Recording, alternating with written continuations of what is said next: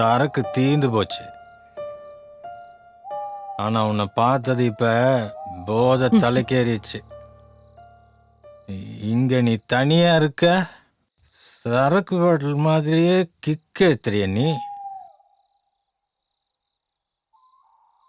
அப்படியே பாட்டில சரக்கு குடிக்கிற மாதிரியே தோணுது. அப்போ குடி. அப்ப ஏன் கூடவா?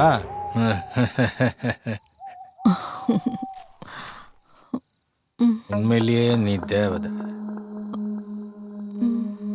நீ இங்கேயே இரு, நான் இப்ப வந்துடுறேன்.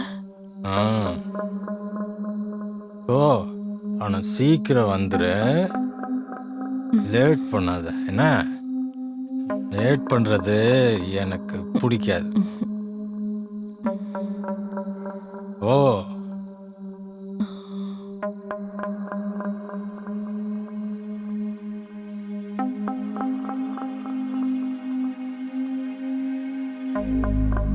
என் தேவதை எங்க போயிட்ட? சீக்கிரம் வாம்மா.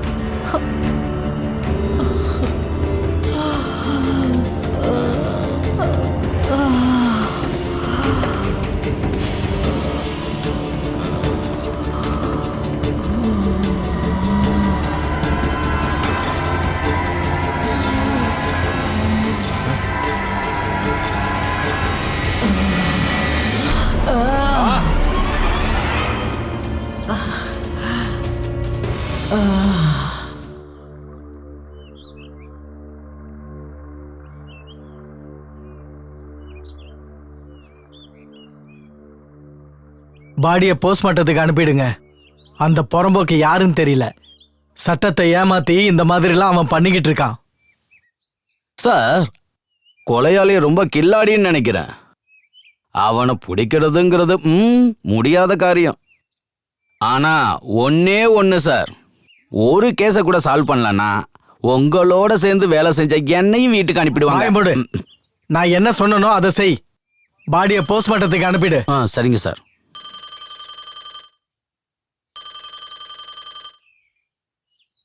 ஹலோ, நான் ஏசிபி பேசுறேன். அங்க என்னதான் நடக்குது யாதவ்? அடுத்தடுத்து கொலைகள் நடந்துகிட்டே இருக்கு. சார், அது பதில் சொல்ல வேண்டியது இருக்கு. உனக்கு ஒரு வாரம் டைம். அதுக்குள்ள குற்றவாளியை கண்டுபிடிக்கல, அதுக்கப்புறம் ஓ மேலே என்கொயரி பண்ண வேண்டியது. சரிங்க சார், சரி, நான் கண்டுபிடிச்சிடுறேன் சார். நிறுத்தியா? I want result in within 72 hours. வேலை போகாம இருக்கணும்னா ரிப்போர்ட்டை சீக்கிரம் கொடு. கூடிய சீக்கிரத்துல நீ அந்த கொலைகாரனை பிடிக்கணும். புரிஞ்சுதா? சரிங்க சார், நான் சீக்கிரம் கண்டுபிடிச்சிடுறேன் சார். ஆமா சார், எனக்கு இங்க டென்ஷனா இருக்கு. இவன் எனக்கு வேலை மேல வேலை கொடுத்துக்கிட்டு இருக்கான். தீனா. Yes sir. பாடியை ஃபாரன்சிக் அனுப்பு. Okay sir. இங்க பாரு லோகேஷ், இப்ப இன்னொருத்தன் இறந்திருக்கான். சார், இன்ஸ்பெக்டர் சார், அது யார் சார்? அது இந்த விகாஸோடைய பாடி உனக்கு தெரியுமா? ஏன்னா நாங்க தான் இதுக்கு இறுதி காரியம் எல்லாம் பண்ணி ஆகணும். யார் நீ? இவனை தெரியுமா உனக்கு? சொல்லு. நீ ஸ்டேஷனுக்கு வா, உன்னை விசாரிக்கணும். இவன் எங்க ஊர் வெட்டியான்.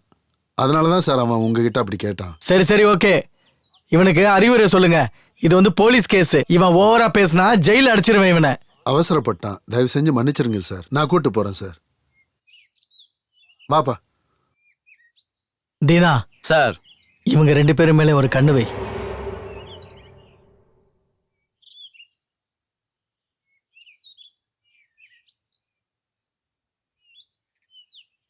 ஆமா, உனக்கு என்ன பைத்தியம் பிடிச்சிருக்கா? போலீஸ் உன்னை தூக்கி ஜெயில போட்டிருந்தா என்ன ஆகுறது? அட, நான் சும்மா யதார்த்தமா தான் கேட்டேன். யதார்த்தமா கேட்டானா? அது என்னன்னா, செத்தது அவன்தாங்கிறது என்னால இப்ப கூட நம்ப முடியல தெரியுமா? ஆனா அங்க எந்த ஒரு தடயமும் கிடைக்கலையே. அவங்களுக்கு எதாவது கிடைச்சதா என்ன? மனுஷன் கொண்டு இருந்தான்னா ஏதாவது தடயம் இருக்கும். அது சரி, மறுபடியும் நீங்க பழைய கதையை ஆரம்பிச்சிட்டீங்கல்ல? உட்காரு. அட உட்கார்றா.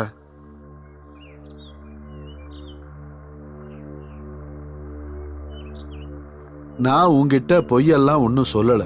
இந்த வேலையை யார் செஞ்சிருப்பாங்கன்னு எனக்கு தெரியும். உங்ககிட்ட நான் இப்போ ஒரு முக்கியமான விஷயம் சொல்ல போறேன். முக்கியமான விஷயமா? என்ன சொல்லுங்க. உன் மனைவி பத்தி சில விஷயங்கள் நான் தெரிஞ்சுக்கணும். என் மனைவியை பத்தியா? ஆனா நான் தான் என் மனைவியை பத்தி ஏற்கனவே உங்ககிட்ட எல்லாத்தையும் சொல்லிட்டேனே. ஆனா எதுக்காக இப்போ திடீர்னு நீங்க என்னுடைய பொண்டாட்டி பத்தி எல்லாம் கேக்குறீங்க? லோகேஷ், நீ இன்னும் அப்பாவியா இருக்க. நீ அவளை முதல்ல பார்த்தது காஞ்சிபுரம் பக்கத்துல தானே? அவளோட வீடு எங்க இருக்குன்னு தெரியுமா உனக்கு? அவ எந்த கிராமத்தை சேர்ந்தவன் தெரியுமா? சொல்லு, ஏதாவது தெரியுமா? அவ என்கிட்ட அவளுடைய கிராமத்தை பத்தி சொல்லவே இல்லையே. அவ என்கிட்ட என்ன சொன்னான்னா, அவளுடைய கிராமம் ரொம்ப தூரத்துல இருக்கான். அப்புறம் அவளுடைய மாமா அவளை ரொம்ப கொடுமைப்படுத்தினாராம். அதனாலதான் அவ... மாமாவா? சரி, அவளோட மாமா பேர் என்ன? அவளோட மாமா உயிரோட இருக்காரா இல்லையா? இங்க பாருங்க ஹரி அண்ணா, இப்ப எதுக்காக இப்படி சுத்தி வளைச்சு பேசிக்கிட்டு இருக்கீங்க? எதுவா இருந்தாலும் நேரடியா சொல்லுங்க. நீங்க என்ன சொல்ல வரீங்க சொல்லுங்க. கொலை நடந்த இடம் பக்கத்து ஊரு.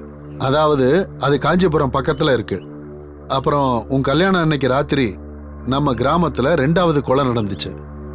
இப்போ இது 3வது கொலை. இன்னுமா உனக்கு புரியல? ஐயோ ஹரி அண்ணா, இப்ப நீங்க என்ன சொல்ல வரீங்க? இந்த கொலையெல்லாம் பண்ணது என் பொண்டாட்டின்னு சொல்ல வரீங்களா? இங்க பாருங்க அண்ணன், நீங்க சொன்னதுனால உயிர் பழைச்சிங்க. உங்க இடத்துல இருந்து வேற யாராவது இந்த வார்த்தையை சொல்லியிருந்தா இந்நேரம் அவங்கள உயிரோட வச்சு எரிச்சிருப்பேன். புரிஞ்சுதா? சரி, உன் மனைவி மேல உனக்கு இந்த அளவுக்கு நம்பிக்கை இருக்குன்னா அப்புறம் உண்மையை ஏத்துக்கிறதுக்கு நீ எதுக்காக இந்த அளவுக்கு பயப்படணும்? ஹரியண்ணா, உங்களுக்கு வயசாயிடுச்சுல, அதனால இப்ப உங்களுக்கு பைத்தியம் தான் பிடிச்சிருக்கு. நீங்க நீங்க நீங்க இப்ப எந்த உண்மையை பத்தி பேசுறீங்க சொல்லுங்க. இங்க பாரு லோகேஷ், உனக்கு தான் இப்ப பைத்தியம் பிடிச்சிருக்கு. உன் மனைவி மேல பைத்தியமா இருக்க. நீ என் கூட வா, நம்ம போய் சாமியார பாப்போம். நீ உண்மையை ஏத்துக்கிட்டு தான் ஆகணும். நீ அவரை வந்து நேர்ல பார்த்தன்னா உண்மை எது பொய் எதுன்னு தெரிஞ்சுக்குவ. என்ன வளர்றீங்க ஹரியண்ணா? நீங்க சொல்ற இந்த அகோரி சாமி யாரு? நான் எதுக்கு அவர்கிட்ட வரணும்? ஏன் வரணும்? நீ நினைக்கிற மாதிரி உன் மனைவி ஒண்ணு பொண்ணு இல்ல, பிசாசு. இந்த எல்லா சம்பவத்துக்கும் பின்னாடி கண்டிப்பா உன் மனைவிக்கு சம்பந்தம் இருக்கு. அண்ணா, முதல்ல நீங்க இங்கிருந்து போங்கண்ணா.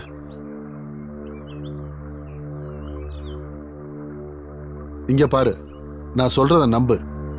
இப்பவும் நமக்கு நேரம் இருக்கு. நம்ம போய் சாமியார பாப்போம். என் கூட வா. அப்பதான் உன் பிரச்சனைக்கு ஒரு தீர்வு கிடைக்கும். நான் சொல்றத தயவு செஞ்சு புரிஞ்சுக்க, சரியா?